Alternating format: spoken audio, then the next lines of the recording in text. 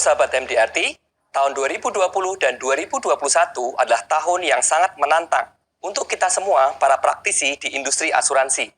Kita harus mengubah cara kita bekerja dari offline menjadi online. Di sesi ini, saya, Dandung Bawono, akan berbagi 3 tips membangun bisnis asuransi melalui digital marketing dalam sebuah materi yang berjudul Educate Your Market, Improve Your Business. Sahabat MDRT, dampak pandemi pada bisnis asuransi cukuplah signifikan. Kita menghadapi sebuah kondisi baru dan dipaksa merubah cara kita bekerja dari offline menjadi online. Dan tidak semua di antara kita mampu bertahan dan beradaptasi dalam kondisi yang baru ini. Di tahun lalu, saya pun mengalami kebingungan yang sama.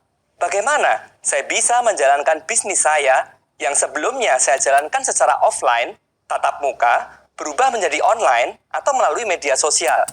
Akhirnya, saya mendapatkan sebuah sales idea dari seorang MDRT member bernama Brian Hackert dari majalah MDRT Round the Table di bulan Maret 2020. Ide dari Brian Hackert ditambah dengan kelas-kelas digital marketing yang saya ikuti akan saya bagi untuk para sahabat MDRT. Tips yang pertama adalah pilih niche atau market spesifik Anda. Dalam digital marketing, kita tidak mungkin melayani semua market secara general. Dengan memilih komunitas spesifik akan memudahkan kita untuk mengembangkan strategi edukasi dan marketing kita. Kita akan lebih mudah mendapatkan trust dari komunitas. Pilihlah komunitas spesifik Anda. Misalnya millennials, professionals, business owner, dokter, keluarga muda, dan lain-lain. Dan pastikan komunitas Anda memiliki daya beli terhadap produk keuangan yang Anda bawakan.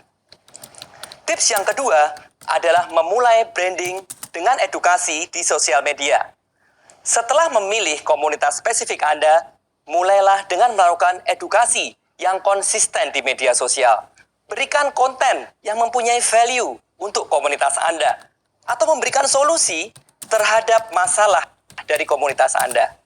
Dan pastikan konten-konten Anda bukan semua soal asuransi atau produk-produk asuransi, tetapi mengenai perencanaan keuangan yang lebih luas, seperti money management, investasi, perencanaan hari tua, pendidikan anak, dan lain-lain.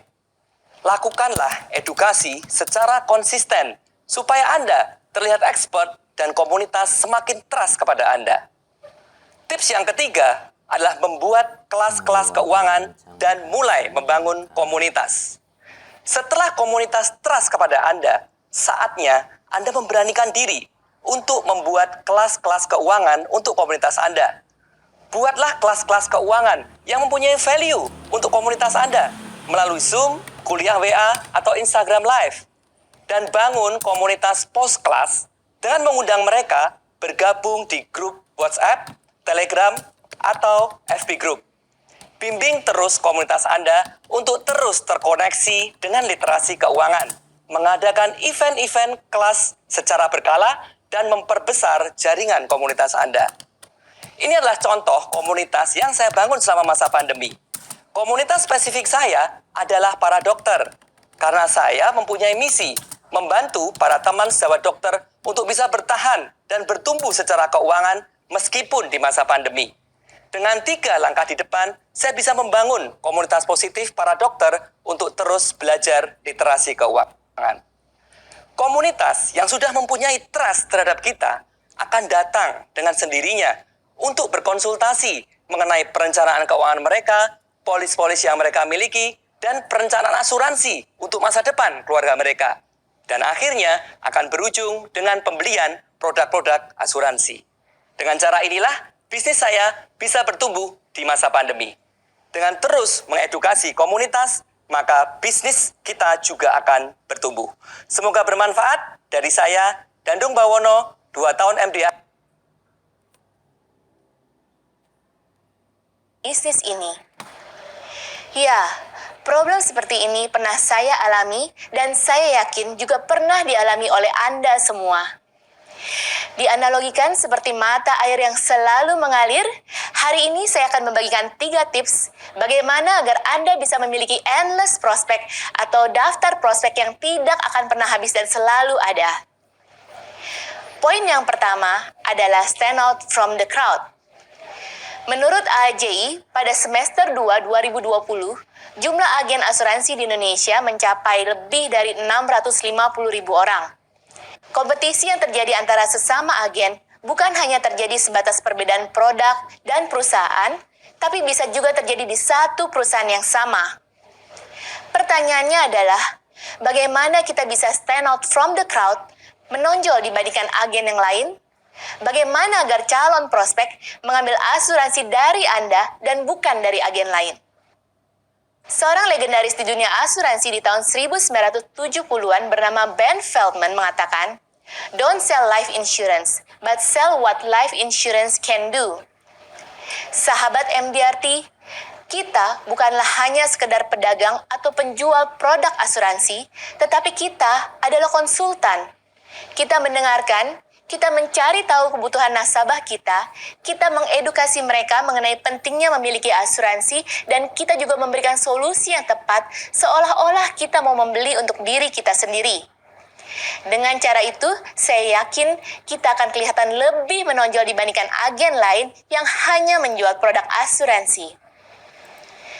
Poin yang kedua adalah, be your client's top of mind. Apa yang Anda ingat saat Anda memikirkan tentang air mineral? Apa yang Anda ingat saat Anda memikirkan tentang mie instan?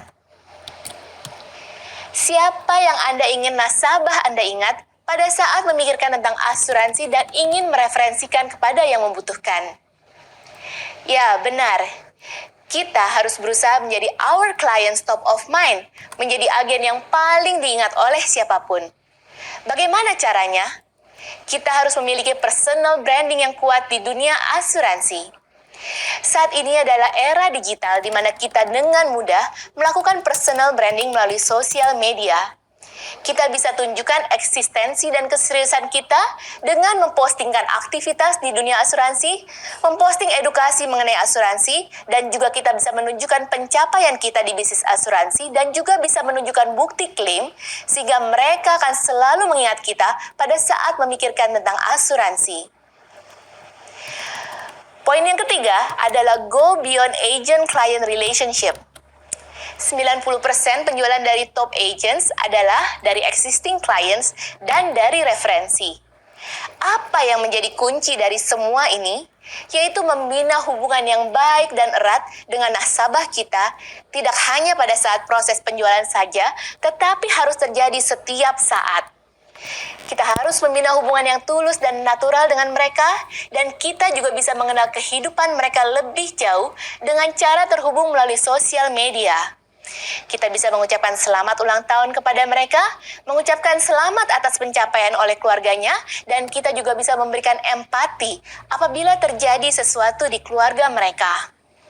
Dengan cara seperti ini, hubungan akan lebih natural dan sangat erat, dan jadikanlah mereka seperti sahabat kita sendiri. Contoh nyata yang saya alami dalam kehidupan saya adalah dari satu nasabah bisa memberikan 28 nasabah berikutnya hanya karena saya membina hubungan yang baik dengan mereka. Dengan melakukan 3 poin di atas tadi, yaitu stand out from the crowd, menonjol dibandingkan agen yang lain, be your client's top of mind, menjadi agen yang selalu diingat oleh nasabah Anda, dan go beyond agent-client relationship, membangun hubungan yang lebih erat dengan nasabah, saya yakin dan percaya kita semua akan menjadi seperti mata air yang selalu mengalir, dan daftar prospek tidak akan pernah habis lagi. Saya Santi Wijaya, 9 tahun MDRT, 1 kualifikasi COT. Salam MDRT. Ismail Saleh, 3-year MDRT member.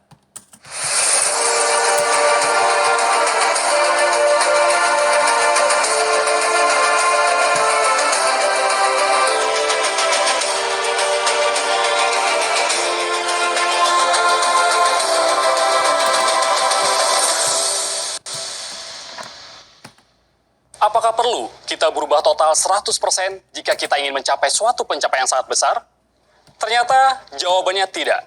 Yang kita perlukan adalah perubahan-perubahan kecil yang bisa kita lakukan sebagai perbaikan setiap harinya. Terinspirasi dari sebuah buku yang saya baca, yang mana di dalamnya ada sebuah cerita. Ada tim balap sepeda Inggris yang selama ini tidak pernah menjadi juara di kejuaraan internasional. Namun luar biasanya, selang beberapa tahun kemudian, tim balap sepeda ini bisa mencetak sejarah dengan menjadi juara di kejuaraan-kejuaraan internasional, bahkan bisa meraih medali emas di Olimpiade. Lalu apa rahasianya? Sang pelatih menyampaikan tidak ada perubahan porsi latihan. Mereka latihan tetap seperti biasanya, namun sang pelatih menyampaikan adanya perubahan-perubahan kecil yang dilakukan oleh atlet-atlet itu sendiri, bahkan bisa merubah juga posisi dari pelatih ke atlet itu sendiri. Sebagai contoh, sang pelatih merubah ruang ganti yang selama ini redup menjadi lebih terang dan merubah posisi jok sepeda diatur sedemikian rupa untuk mengurangi risiko cedera pada atlet-atlet itu sendiri.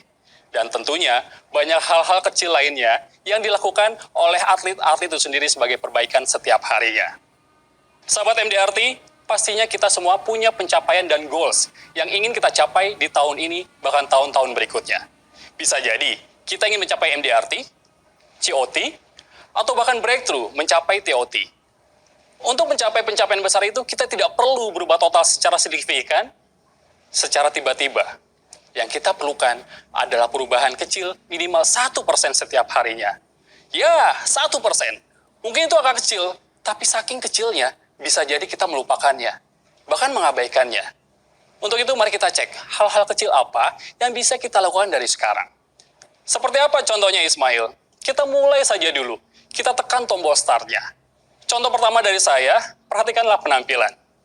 Di zaman pandemi hari ini, kita dipaksa aktivitas kita secara virtual dari rumah seperti hari ini. Karena kita di rumah, mungkin suasana santai terbawa di penampilan kita.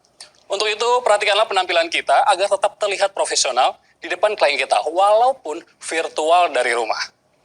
Contoh berikutnya, rubahlah metode presentasi kita dari proses selling menjadi sharing. Biasanya nasabah hanya perlu dipertemukan alasan kenapa mereka harus punya asuransi di zaman sekarang. Bukan dipaksa untuk mendengarkan presentasi kita mengenai produk-produk yang kita jual. Selanjutnya, jadilah pendengar yang baik. Biasanya nasabah hanya ingin didengarkan, bukan dipaksa untuk mendengar terus-menerus mengenai produk yang kita bawa. Dengan menjadi pendengar yang baik, bisa jadi mereka nyaman sama kita. Kalau sudah nyaman, bisa jadi mereka pun nyaman di servis kita melalui asuransi. Contoh yang terakhir dari saya, sampaikanlah nilai-nilai lebih dari program yang kita bawa.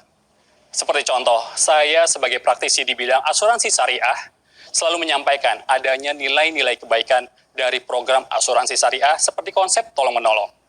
Biasanya ini mengetuk hati dari klien kita hingga akhirnya bergabung menjadi peserta asuransi syariah.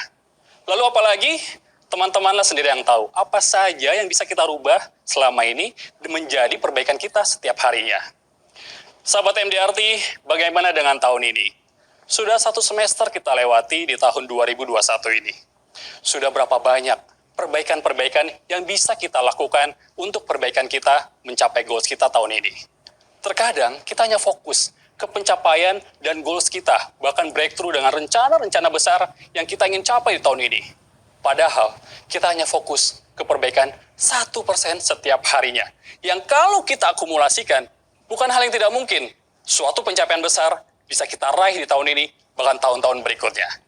Mari kita fokus ke perbaikan 1% setiap harinya dari sekarang. Saya Ismail, 3 tahun MDRT, salam MDRT. Lorencia Philly, 14 years MDRT member with 1 COT qualification.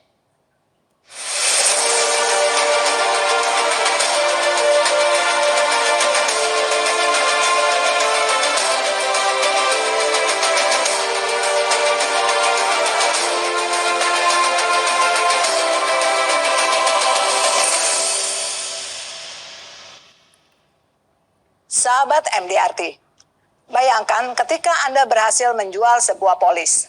Anda pasti gembira dan sukacita kan? Nah, saya pernah merasa sedih dan marah. Tahun 2010, saya menjual sebuah polis kesehatan kepada seorang ibu muda. Dia baru saja mempunyai seorang bayi, dan pada saat itu kondisinya sangat sehat. 10 bulan kemudian, tanpa diduga, dia terdiagnosa kanker payudara stadium 3C. Padahal, pada saat itu dia masih menyusui bayinya. Hal ini membuat dia sangat syok. Dia tidak bisa menerima kondisi ini. Karena polisnya masih baru, proses klaimnya terkena investigasi sehingga memerlukan waktu untuk penggantian. Ini adalah pengalaman pertama saya mengurus klaim asuransi. Nah, karena proses klaimnya yang agak lama, membuat nasabah tersebut marah. Setiap hari beliau menelpon saya, kemudian mulai membanding-bandingkan dengan company lain, menjelek-jelekan profesi agen, bahkan mengatakan hal yang sangat kasar kepada saya. Ini membuat saya sangat terpukul. Saya stres, saya marah. Saya jadi berpikir, apakah pekerjaan ini tepat buat saya? Saya jadi ragu, apakah polis-polis yang saya jual bisa bermanfaat bagi nasabah saya yang lain? Saya bertanya kepada Tuhan, mengapa Tuhan mengirimkan nasabah ini kepada saya? Akhirnya, saya tidak lagi mau mengangkat telepon dari nasabah tersebut. Bahkan, saya hampir saja memutuskan berhenti menjadi seorang agen. Beruntung pada saat itu, saya mendapat support dari pasangan saya. Dia berkata, "Fili, kamu harus jauh lebih sabar. Ibu ini sedang sakit, sehingga tidak bisa berpikir secara rasional. Mungkin Tuhan mempunyai rencana di balik kejadian ini." Akhirnya, saya bawa dalam doa dan saya mohon kekuatan dari Tuhan. Beberapa bulan berlalu, ketika saya baru pulang dari luar kota, saya mendengar bahwa nasabah tersebut dirawat lagi di rumah sakit. Dan saya berinisiatif untuk membesuknya. Sahabat MDRT, ini adalah titik balik bagi saya. Ketika saya sampai di rumah sakit, saya melihat kondisinya yang sangat berbeda dibandingkan dengan sebelumnya. Nasabah tersebut wajahnya sangat pucat. Dia berteriak begitu melihat saya. "Fili, kamu kemana saja? Saya mencari-cari kamu. Tahukah kamu, sekarang kalau saya di rongsen, tulang belakang saya semuanya gelap." Ya, ternyata kanker telah menyebar ke seluruh tubuhnya. Dan itu membuatnya menjadi sangat kurus dan rapuh. Dan satu pemandangan yang saya tidak akan pernah lupa adalah ketika dia terus-menerus memandang sebuah foto yang tergantung di tiang infus.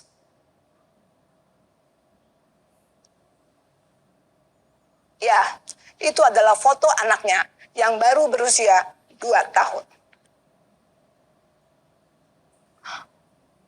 Sahabat MDRT, melihat itu, saya menangis.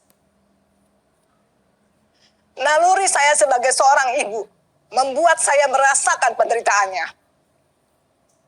Seketika, lenyaplah semua kemarahan saya. Sejak saat itu, saya memutuskan untuk melayani nasabah tersebut dengan sepenuh hati. Puncaknya adalah ketika dia memanggil saya ke rumah sakit dan minta saya membawakan semua form yang berhubungan dengan asuransinya. Dia berkata, "Fili, saya sudah siap dipanggil Tuhan. Mana formulir yang saya mesti tanda tangan? Tolong urus dengan rapi dan pastikan ahli warisnya adalah anak saya." Teman-teman, beliau menandatangani form itu di depan saya. Nasabah tersebut akhirnya meninggal 3 bulan kemudian. Sahabat MDRT, saya sangat tersentuh.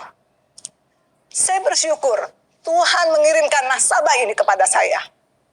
karena saya diberi kesempatan untuk melayaninya sampai akhir. Sampai hari ini, anaknya masih menerima santunan setiap tahun dari polis ibunya. Sahabat MDRT, di sini saya menyadari arti polis asuransi yang saya jual. Ternyata, polis asuransi tidak hanya sekedar kontrak perjanjian, tetapi lebih dari itu. Polis adalah sebuah ikatan cinta dan komitmen dari seorang agen untuk tetap setia dan melayani nasabahnya. Polis adalah sebuah amanah yang Tuhan berikan kepada saya. Sejak saat itu, spirit dan makna polis selalu saya bawa ke setiap nasabah saya. Dan ternyata itu pula lah yang membawa saya mencapai $1 million round table, quote of the table, bahkan qualifying lifetime member setiap tahunnya. Sahabat MDRT, kebahagiaan seorang agen adalah ketika melihat polis yang dijualnya bermanfaat bagi nasabahnya. Nah, carilah apa arti polis bagi Anda. Saya Lorencia Fili, 14 tahun MDRT, 1 tahun COT. Salam MDRT.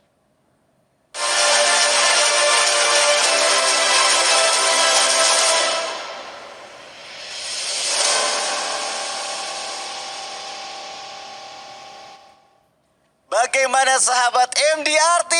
Tentunya sangat menarik bukan? Ide dan sharing pengalaman dari para MDRT Speaks. Ada Dr. Dandung yang menyarankan pentingnya mengedukasi pasar. Ada